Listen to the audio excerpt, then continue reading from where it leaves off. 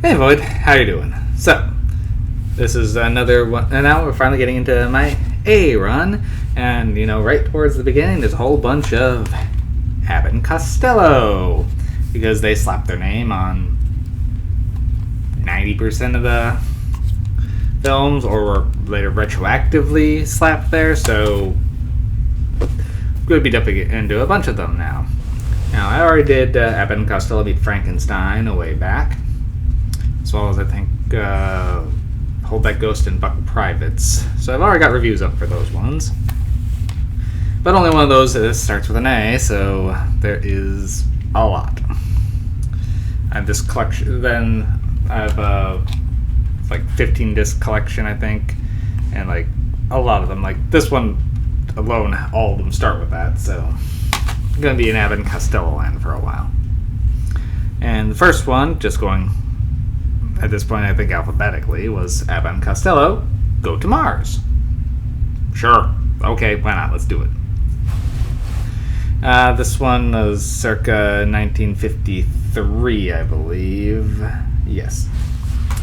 And I will say, I was surprised at first because this is one of the first ones where Abbott and Costello weren't buddies right off the bat. Costello is playing Orville, a person who works with kids at an orphanage, and Abbott is playing Lester, a guy who works as like a janitor, I guess, or stock guy at essentially the equivalent of NASA. So, more like it's like a lab that's they're secretly making a rocket to, well, go to Mars. So, and due to a comic misadventure, Orville gets accidentally while hiding from the police, he gets in the back of a vehicle that takes him into there, and so now everyone thinks he's there spying because he was taking pictures of the rocket to show to the kids. However, his name is very close to another doctor there, Dr. Orvila. So at first I thought, oh, they're going to mistake him for this doctor, and that's going to be the whole joke of the movie, is he goes up into space as this other doctor. No, they do that joke, but it only is like the first couple minutes. So for a while, Orville's just helping Lester with stocking things. And well, they accidentally, stop looking at the rocket, set it off, and away they go. Now, I know what you're thinking. They go to Mars. They don't actually go to Mars right now. The rocket flies around for a while, and they land in Louisiana for Mardi Gras. But they think they're on Mars.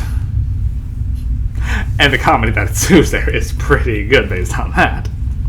All the over-the-top costumes they think are Martians. And them dressed as astronauts just fits in.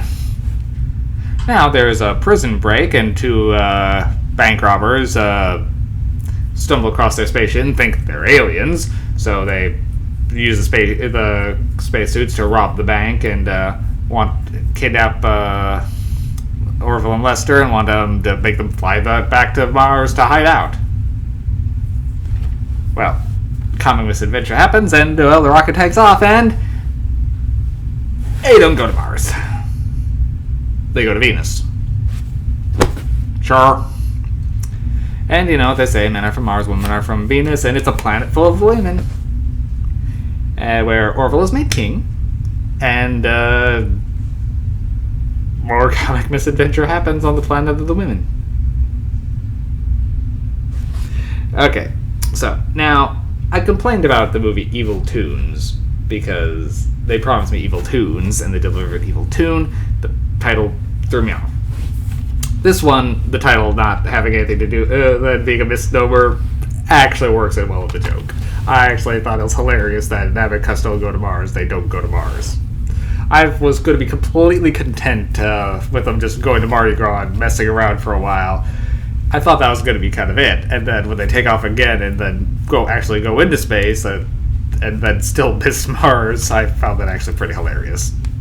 It is delightfully funny. The movie holds up pretty well. It's short. It doesn't overstay its welcome. Most Abbott Costello movies run $1.20, so they're not long.